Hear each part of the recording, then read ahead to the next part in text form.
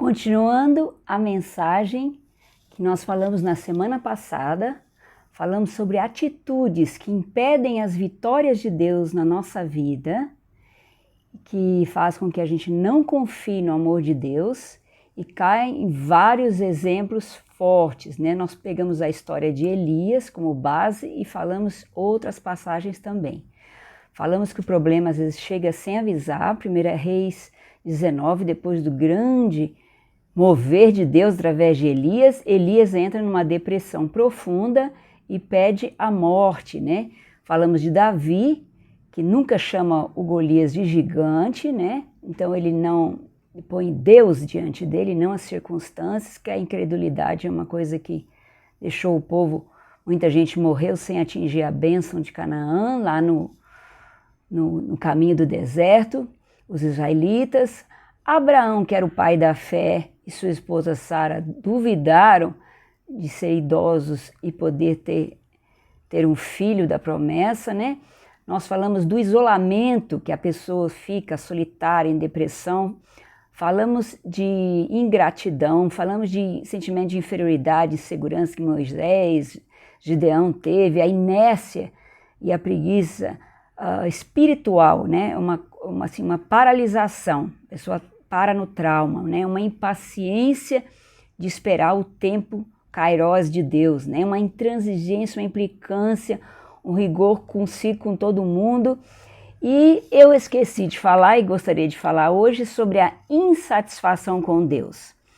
Né? Nós falamos que não é, a gente pode lamentar, mas no final a gente glorifica a Deus em cima da situação ruim, não é diferente da murmuração, que louva o inimigo pelo que ele está fazendo, né? E não vê que a situação ruim é funcionário do propósito de Deus, que é nos amadurecer, né?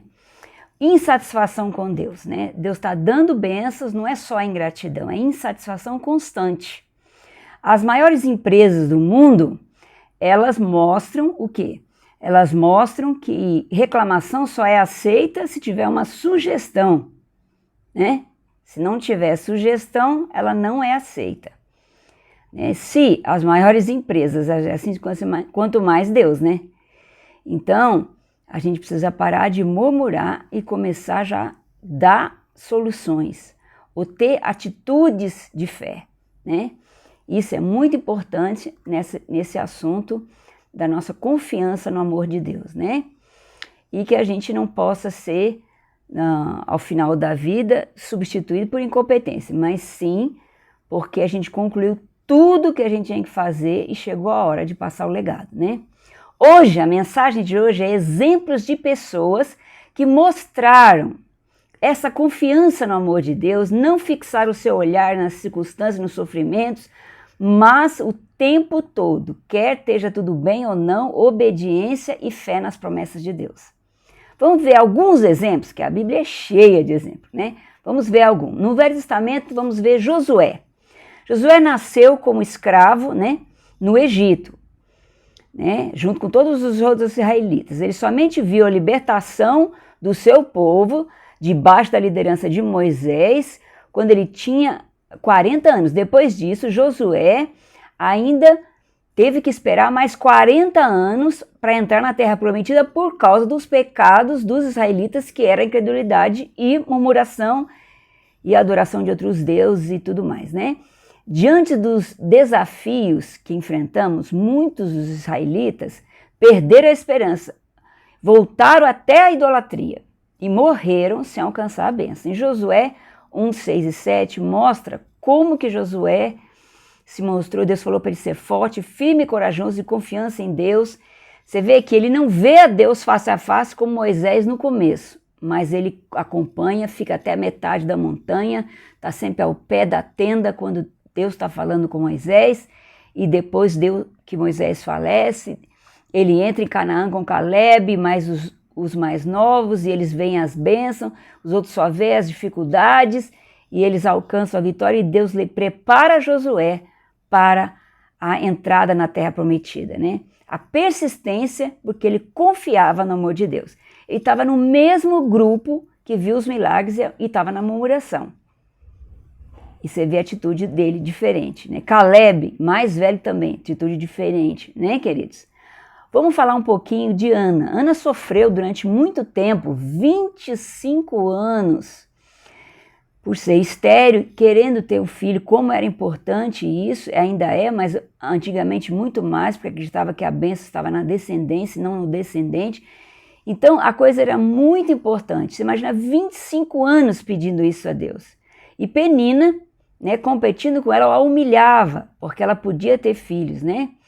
Mas quando ela desfocou, né, da afronta, da luta, e ela colocou os olhos dela no Senhor, derramou o coração em clamor e devolveu a bênção que ela estava pedindo a Deus. Ela falou assim: Deus, eu vou te dar o meu filho com 7 anos para ele te servir na tua casa, né? E ser um profeta criado pelo sacerdote para servir a Deus. E Deus deu mais 5 filhos para ela. Então, quando a gente se posiciona de forma diferente em meio às lutas, as coisas mudam.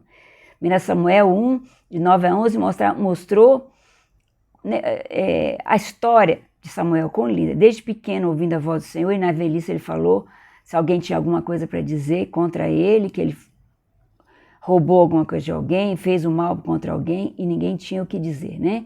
Então, a perseverança de Ana pode receber muito mais do que ela esperava. Ela só queria um filho e Deus deu 5. Jó é um exemplo, né, um dos primeiros livros da Bíblia escrito. O diabo rondou, viu, Deus o reconhece como irrepreensível, que servia a Deus, né? Deus confiava, Deus aposta e deixa ele ir à prova diante de Satanás, tanto que ele confia em Jó e na fidelidade de Jó. E ele tinha tudo de Deus, né? Foi assim que o diabo argumentou. Riquezas, família, saúde, mas um dia foi provado e perdeu tudo. Seus filhos morreram, seus bens foram roubados, Jó ficou gravemente doente, a ponto de coçar suas feridas com cacos, né, queridos? Mesmo assim, Jó não amaldiçoou a Deus como sua esposa o havia sugerido. No seu sofrimento, Jó questionou muitas vezes a Deus, como a razão de viver, as ações de Deus, mas ele não parou de crer no amor sábio de Deus. E foi mostrado nos animais, e ele passou a conhecer a Deus, não só de ouvir falar do testemunho dos outros, né? Mas de com ele andar. Ele disse: agora os meus olhos te veem. Tiago 5, 10 e 11 diz: feliz aqueles que mostram perseverança. Vocês ouviram falar da paciência de Jó e viram o fim que o Senhor mostrou, lhe proporcionou. Jó perseverou em sua fé e Deus restaurou sua saúde, deu-lhe ainda mais riqueza e abençoou muito com muito mais descendentes. E aí ele passou a ter uma vida de intimidade. Não se achava só, eu sou justo. Não, eu não sou justo. Ele é justo, ele é sábio, ele que sabe das coisas. Quem sou eu? E ele começou a ter uma vida de intimidade com Deus. Jeremias foi um profeta chamado de profeta chorão, e é uma coisa assim impressionante, porque poucos profetas sofreram tanto quanto Jeremias. Tudo pelo seu próprio povo que ele sofreu, não foi para o povo estranho. E por fim ele viu a destruição que ele profetizou quando Nabucodonosor destruiu Jerusalém. Mas em meio a tudo isso, ele não viu nenhuma coisa assim boa acontecendo, só viu a promessa se cumprindo, mas de juízo, né? Mas ele não parou de obedecer a Deus, mesmo no sofrimento. Então, a atitude, né, de sair da caverna, de obedecer a Deus, de se posicionar em meio ao sofrimento, é a que garante a nossa vitória, a confiança no amor de Deus. Neemias, ele aceitou um grande desafio, né? Os muros de Jerusalém todos destruídos, todo mundo desanimado, o povo com muita queixas uns dos outros, né? E ele vai à noite e ouve as queixas de todos com sabedoria, um líder muito sábio por Deus, mas recebeu ameaças de morte, conflitos e injustiça entre os judeus que estavam restaurando o muro, sendo até aconselhado a fugir para se salvar. Neemias teve esse tipo de conselho. E graças à atitude dele, os muros foram reconstruídos e os judeus começaram a restaurar Jerusalém com um novo ânimo, né? Ele disse assim, e eu vi como estava Jerusalém, comecei a chorar e jejuar perante Deus. E depois, Neemias 2:20, e Deus nos fez, nós levantaremos e edificaremos, já na força de Deus. Neemias 6:15 e 16 diz que o muro foi pronto em 52 dias, gente. E todas as nações vizinhas ficaram atemorizadas e abateu-se o orgulho delas, porque elas receberam essa obra e só podiam perceber que essa obra só podia ter sido executada com a ajuda de Deus, do nosso Deus. Gente, Paulo, né? Paulo aqui não está choramingando, ele só está mostrando. Quer dizer, ou seja, eu passei por um monte de coisa, então você também não choraminga. É quase isso que ele quer dizer, na minha interpretação. 2 Coríntios 11, de 24 a 27. 5 vezes recebi dos judeus 39 açoites. Jesus recebeu 39 açoites triplos na crucificação. Paulo recebe 39 açoites separadamente 5 vezes. 3 vezes foi golpeado com varas, 1 vez apedrejado, 3 vezes sofri naufrágio.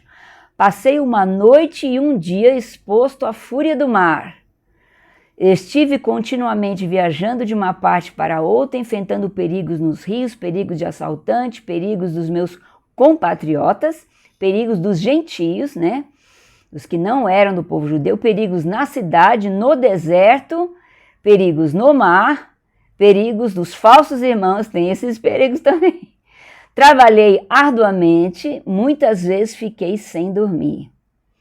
Passei fome e sede, e muitas vezes fiquei em jejum. Suportei frio e nudez. Mas você vê, Paulo em todo o tempo não duvidou do amor de Cristo. E fazendo perseverante, ele se gloriava em sofrer por amor a Cristo. Fundou muitas igrejas em vários povos que não tinham sido alcançados fora dos judeus. E escreveu a maioria dos livros do Novo Testamento. Essa confiança de Paulo no amor de Deus e no poder de Deus ainda nos abençoa hoje. Jesus, o supremo exemplo, né, de confiança no amor de Deus. Pois ele, sendo Deus, passou pela pior humilhação e tortura, morte de cruz, sem pecar, é como ovelha muda, nunca teve uma mentira em sua boca, né? A tortura de Jesus, né? Ali horas, né? Nós explicamos já em outras mensagens, né? Isso nos garantiu a salvação. É um amor sem igual tamanho. Se for possível, passa de mim, mas não seja feita a minha vontade, mas a tua. Ele estava totalmente ligado com o amor do Pai. Para ele morrer, tinha que ser o perfeito, o santo, o próprio Deus, Filho de Deus. Gente, por que pessoas tementes a Deus em algum momento duvidam do amor de Deus em meio ao sofrimento? A resposta é muito simples. Muitas vezes o homem, a gente, né, olha para as circunstâncias e não para Deus. E não consegue ver saída naquela situação. E acaba duvidando, né?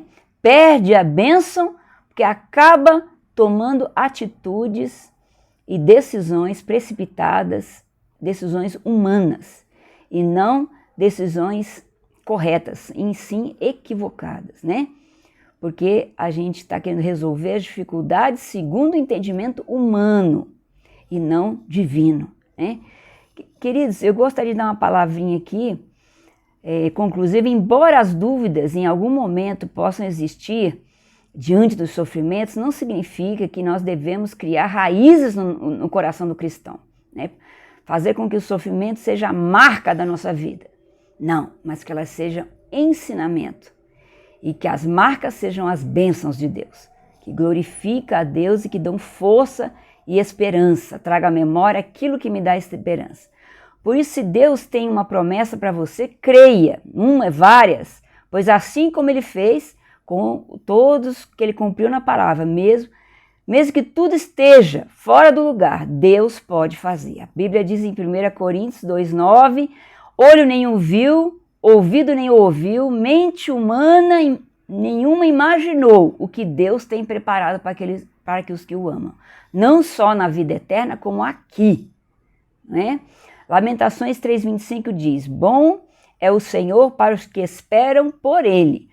Para a alma que o busca, Deus está em toda parte, mas o homem somente o encontra quando o busca. Então, a nossa atitude de buscar o Senhor, ela é fundamental, irmãos. Por que ela é fundamental? Porque ela põe um posicionamento no mundo espiritual, né?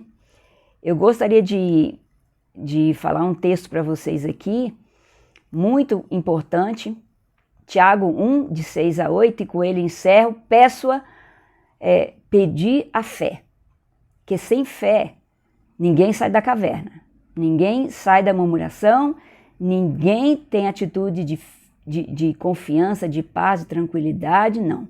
Entra no medo, entra na incredulidade, entra na dor, entra na angústia, entra na depressão. E Tiago diz em 1 de 6 a 8, peça, porém, com fé, sem duvidar. Pois aquele que duvida é semelhante à onda do mar, levada e agitada pelo vento. Né? Não pense tal pessoa que receberá coisa alguma do Senhor, pois tem mente dividida e é instável em tudo que faz. Então a inconstância é uma das coisas que foi demonstrada, né? Mente dividida. Se vós estiveres em mim e as minhas palavras estiverem em vós, pedireis tudo o que quiser e vos será feito. Agrada-te do Senhor e Ele satisfará o desejo do seu coração. Que você possa, com esses exemplos bíblicos, tomar posse das bênçãos de Deus para a sua vida e não permitir que depressão, ingratidão, insatisfação, murmuração, incredulidade, medo, né? Olhar para as circunstâncias e não olhar para o Deus. Olhar para o tamanho do Golias e não olhar para o tamanho do Deus que vai derrubar o Golias. Vamos orar?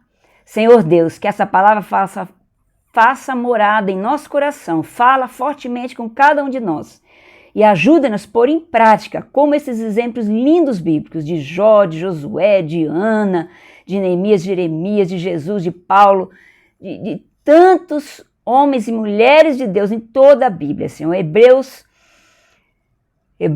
no capítulo da fé, fala de que alguns o mundo não foi digno deles. Pela fé, eles alcançaram a promessa. Alguns viram cumprida, outros pela fé creram. Senhor, dá-nos uma atitude de fé diante de todas as circunstâncias, uma confiança inabalável que nos tire de todas as cavernas malignas, humanas e de derrota que a gente possa ter entrado.